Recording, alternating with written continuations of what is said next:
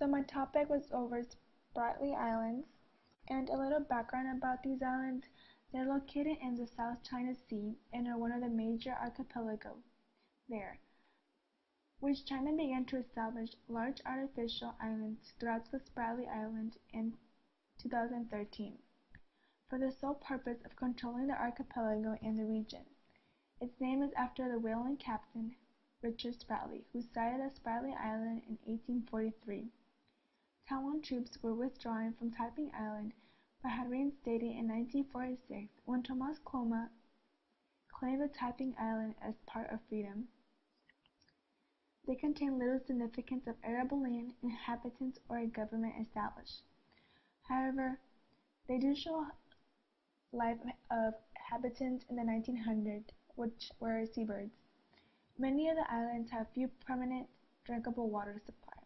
The South China Sea in its entirety is unexplored. Here are 14 of the major islands and cays, in which are descending in order. Taiping Island is the largest with 110 acres. Tithyu follows along. Tithyu Island, Western Island, Spratly Island, Northeast Cay, Southwest Cay, Senko Island, Nashan Island, Sand Cay, Loaitha Island, Mimit Island, and Boina Cay, Flat Island, and Lakayam Cay, which is the smallest with 1.1 acres. To the left, there's a picture of Taiping Island at the top, and at the bottom, a picture of the Amboina Island. So there's 5 other Asian countries such as China, Malaysia, Philippines, Taiwan, and Vietnam that are disputing ownership of the Spratly Islands, which these countries together occupy 45 islands and has been in constant dispute ever since they were found. Any potential conflict in Southeast Asia could allow the U.S. to come into the picture and protect its interests and allies.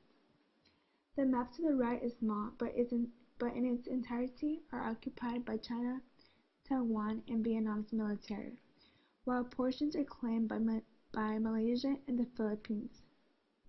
The area northeast of the Spratly is known to Marines as dangerous ground and is characterized by its many low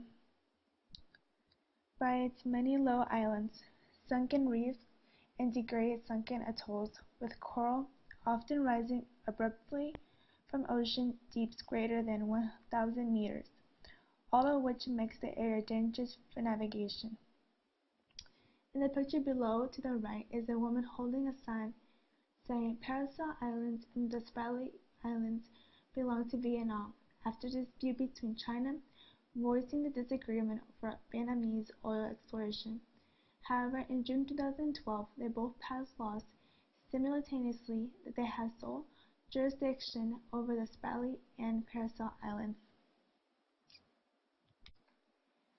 However, the reasons these countries are disputing amongst one each other are for economic and strategic reasons. It holds potential reserves of 125 billion gallons of oil and between 500 trillion cubic feet of natural gas that are unexplored. The amount of oil passing through the South China Sea via the Malacca Strait is triple the amount through the Suez Canal and 15 times the amount that transits the Panama Canal. It is a productive area for world fishing, accounting about 12% of the worldwide seafood caught. China is responsible for half the total caught in the South China Sea, estimated to be worth $21 billion. It's one of the busiest areas of commercial shipping traffic. The surrounding countries would get an extended continental shift if their claim were recognized. They have major maritime trade routes to Northeast Asia, giving them significant monitoring positions in maritime activity in the South China Sea and a potential base and project military force. and here are my resources.